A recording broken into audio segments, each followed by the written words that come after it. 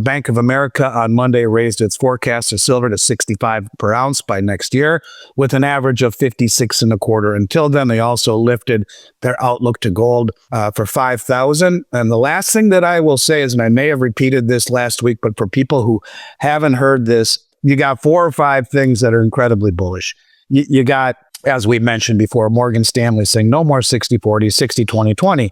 Get rid of half your bonds, buy gold with the other half. 60% stock, 20 bond, 20 gold. When have you ever heard a financial advisor say 20% in gold? This is from their chief investment officer, their CIO.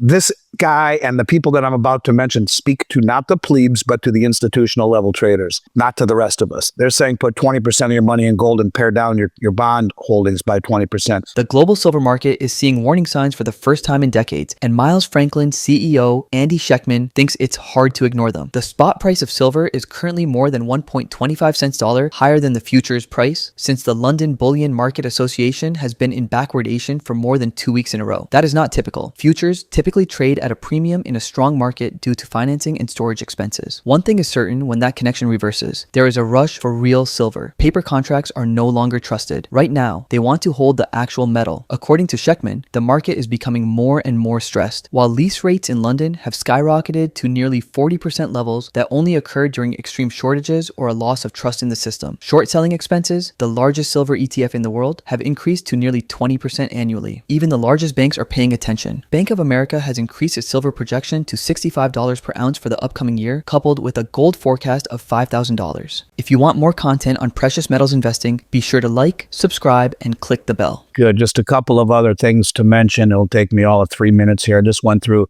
some stories over the weekend that I think are worth mentioning. The largest silver refinery in India evidently has run out of stock for the first time in history. India being one of the largest buyers of physical silver, that's a big deal. I think worth certainly mentioning. The managed money is short by over $1 billion on silver, meaning the commercial banks took the other side. I wonder how that's going to play out. I would suspect you'll see silver really start to move this week when the managed money, the dumb money, in relation to the commercial banks, the ones that seem to always be on the right side of the trade until one day they're not. And maybe this is the one day one would expect silver to really start to move higher here right now. I don't like to make those kind of predictions, but I will tell you that this is very unusual to see how short the managed money is. At the same time, you have, right now that the LBMA is blowing up in terms of running out of stock, you have, for the 18th day in a row, backwardation between spot and futures. Right now, it's about $1.24. This tells you that the people are paying extra to get real silver now, not in the future. This is not bearish. This is a panic for the real metal.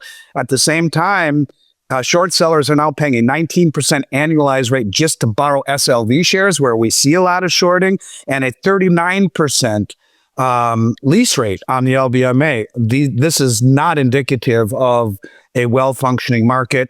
Bank of America on Monday raised its forecast of silver to 65 per ounce by next year, with an average of 56 and a quarter. Until then, they also lifted their outlook to gold for 5,000. And the last thing that I will say is, and I may have repeated this last week, but for people who haven't heard this, you got 4 or 5 things that are incredibly bullish.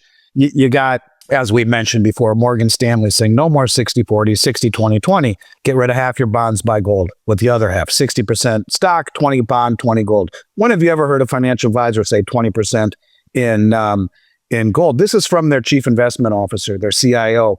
This guy and the people that I'm about to mention speak to not the plebes, but to the institutional level traders, not to the rest of us. They're saying put 20% of your money in gold and pare down your bond holdings by 20%.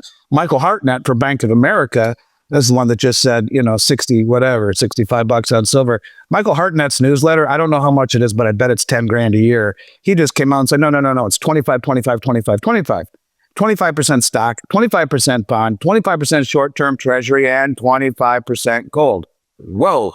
Then you get Jefferies. Now, as you mentioned at the onset of this meeting, we were blessed by Prudential Beige about 20 years ago, and they nominated us. The authorized resellers, the 6 or 7 of them, can nominate one primary reseller, the primary distributors can authorize one authorized reseller.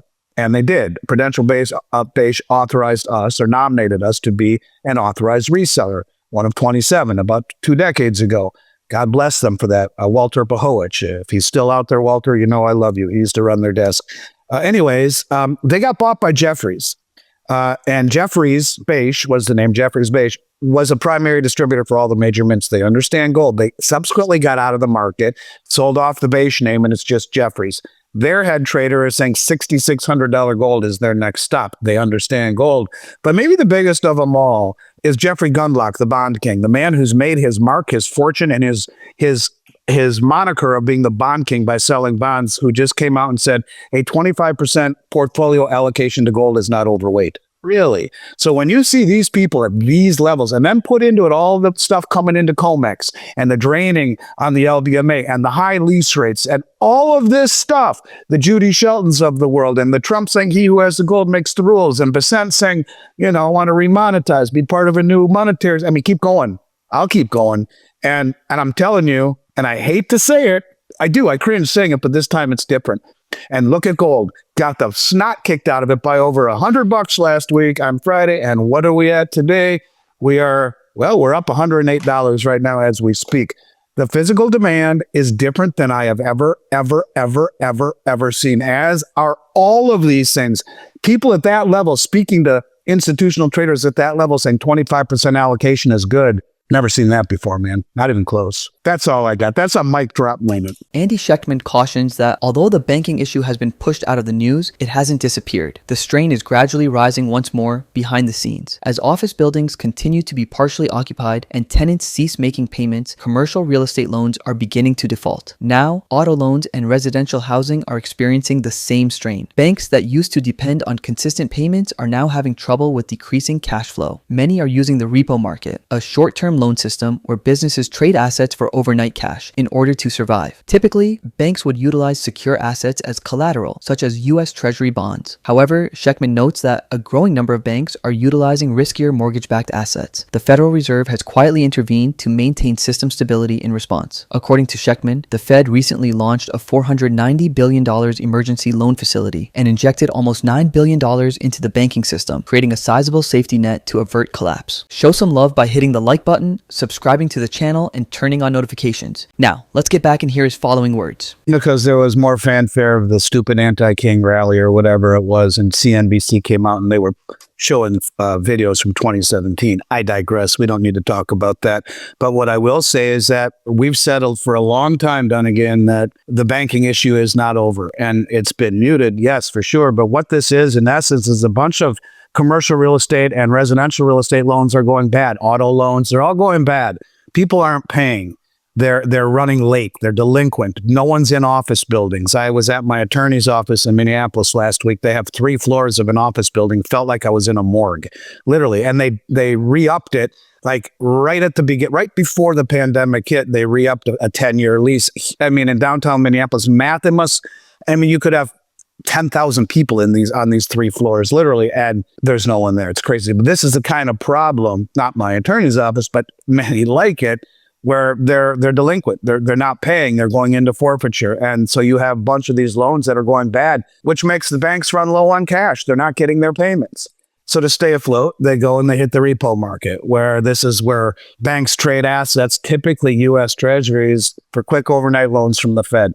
I'll give you my treasuries, you give me some money, and then I'll buy back the treasury the next day or next week or whatever. It's overnight, it's next day. Some are longer than overnight, but that's why it's called repo. It means repurchase. Here's my treasury, give me some money so I can pay my debt. I'll give you back the treasury, or I'll buy back the treasury the next day.